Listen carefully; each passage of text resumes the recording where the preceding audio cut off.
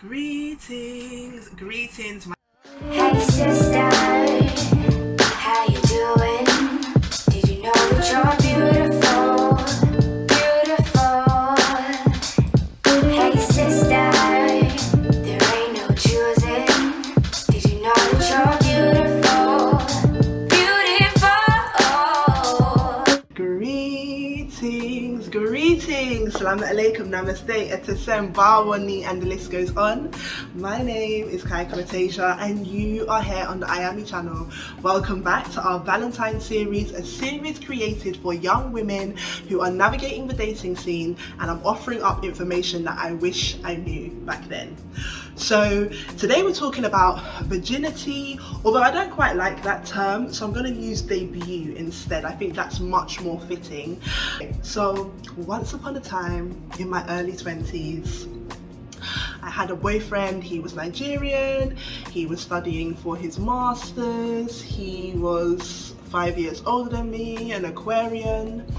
Because I was young and I didn't want to lose my virginity, because in my head I was still going to lose it when I was married, although it had nothing to do with my religious or spiritual beliefs, I would offer him sexual favours and not allow for anything to happen to myself in order to stay honourable.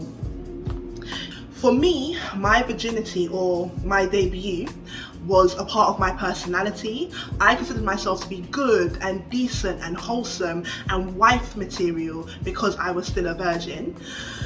And when it wasn't taken from me, when I shared it, I literally felt like I had just been punched off my pedestal. And I may remember sharing this information with the old women in my life, my mums, my aunties, my spiritual teacher, and they were also congratulating me and celebrating, and I just couldn't understand. I was like, there's nothing to be celebrated here, my loves. I'm ruined. I am soiled. Patience and time is such a virtue. Looking back in hindsight, him and I had nothing in common. I don't even know how we were able to sustain I don't want to call it a relationship, but to sustain whatever was being sustained for so long, because we were not compatible. Oh, I know how, because I was young. Although I don't like making reference to youth, because people that are young can also be smart. I was naive and lacking in experience, and tolerated more than I should have, and just hadn't done the work yet, I suppose. Anywho's, I'm sharing this, I've kind of summarized it. I'm sharing this with you sisters because I don't want you to go through the sensations that I went through. The first thing is, if you are going to debut, you should be able to self-pleasure, to touch yourself, to find your erogenous zones, to find the things that you like and don't like, to find things that offer you pleasure, to be able to masturbate. To me, I think that is essential before engaging. You should be able to have a sexual self, a sexual experience, a sexual body without another person. Some religions consider it sin. I am not religious. Oh, matter of fact, let me just state that if this goes against any of your religious, cultural, political beliefs, only pick out the information that is applicable and that resonates. Everything else, disregard. So going back to it, I think you should practice touching yourself. Do you like external stimulation? Do you like internal stimulation? Do you like multiple stimulations at the same time? Where are your erogenous zones? What makes you tingle? Do you like ice? Do you like heat? Do you like constant stimulation? Do you like certain patterns? Figure that out, because it allows for you to be an expert, an instructor, an ambassador for your body when you now come to debut yourself, you know? This is obviously applicable to anybody that is starting out, if you're in a homosexual relationship, if you're in a heterosexual relationship, and anything in between. Okay, the next thing is, you may not orgasm the first time you touch yourself or the first time another person touches you. Matter of fact, it's unlikely that you are going to orgasm the first time, just because orgasms for women specifically are primarily mental, and if you are tight and afraid and nervous, you're not going to be able to loosen up and just be present and like there in the moment. So don't worry, with time it will get better. I've also written here to write about other people's experiences. Ask your friends, ask your colleagues if you feel comfortable, search it up online, just so you can be familiar with a certain experience. I don't want you to like big it up in your head and it ends up not being what you want it to be, just so that you're aware and it allows for you to be more comfortable in the situation. So, as we know, sex is a spiritual, sensual, multi-dimensional experience. But sex is also physical, and with that, there are certain exercises that we can do to boost up our confidence, to make it that more fun and that more well-rounded. They are the following: pelvic floor muscle exercises, sit-ups, quinting, hula hooping, squatting, learning to do the splits, being able to put your foot over your head or at least touch your head. It just makes the experience better or makes it more dynamic. You don't have to be able to, you know, drop into the splits, but endurance, agility, flexibility, stamina, they help. That's all I can say, they help. Oh, actually, I said I was going to do the pelvic floor muscle exercise. So, okay, what you need to do is, ideally, if you've never done this before, you should be lying on your back. You find your pelvic floor bone, which is under your knicker line. Press your fingers at least 1.5 inches in and push, use your muscles to push against your fingers. Now at first you might not be able to do this whilst you're breathing, but in time you'll be able to do this, not only whilst you're standing up, but also breathing fine, talking fine, and the rest alike.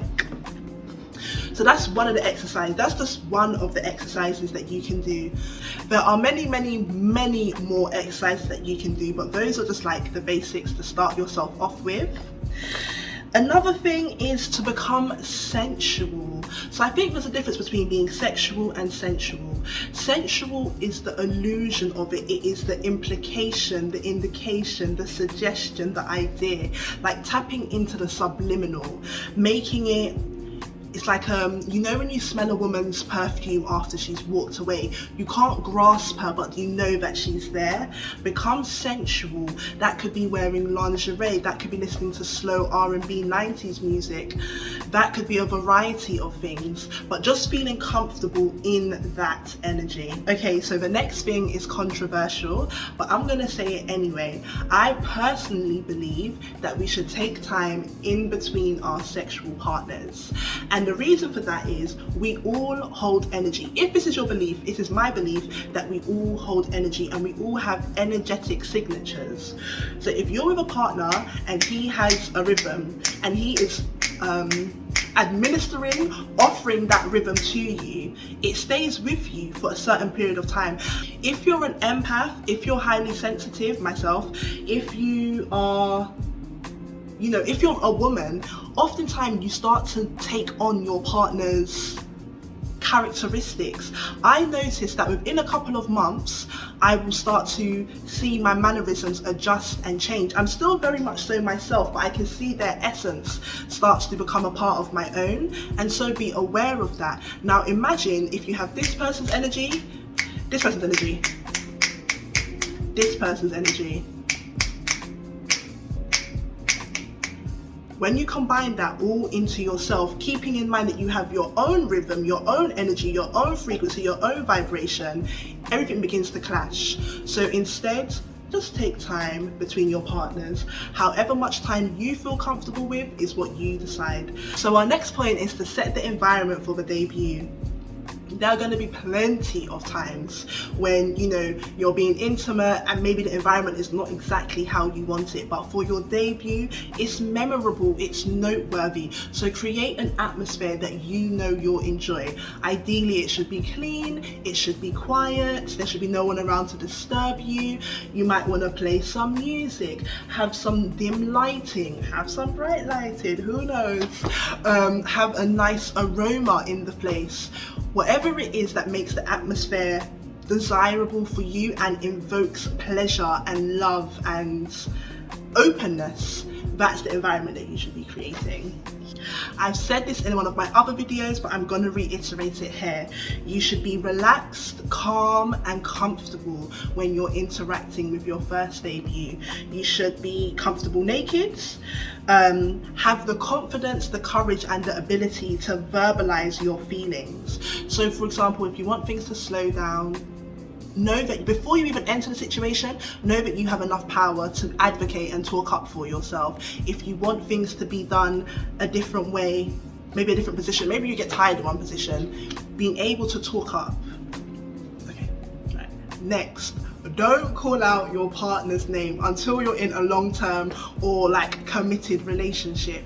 Oftentimes your partner might ask like, what's my name, or oh, whose is this? And you start saying their name, and little do you know you're signing a contract. How can your universe, how can your pum pum be owned by somebody else is your own? Unless they have married you, unless this is long term, unless this is a serious, healthy relationship, it's mine. That's what you should say, is my own. Hey, don't let people program you. Our words are as shea, they make contracts. And when you're in, oh God, when you're in that state of sexual bliss, lots of things can come out. So just be really, really mindful with that. Wow. Right, the next thing is that foreplay is essential, especially when you're debuting. Matter of fact, I take that back. Foreplay is essential all the time, all the time. Oral sex is a crucial part. It's like trying to cook rice with no water. Foreplay is an essential part, and do not let anyone deny you the experience. For many women, for many people, foreplay is just as important as the main act. So make sure that your partner engages in all parts of your body. So as I predicted, this list is quite long and I'm gonna have to do a part 2. So I'm gonna leave it here. Sisters, I hope you enjoyed this information. I hope it will assist you in your decision making when it comes to your debut. And join me for part 2 next week. Bless up, take care, and remember, I am in everything.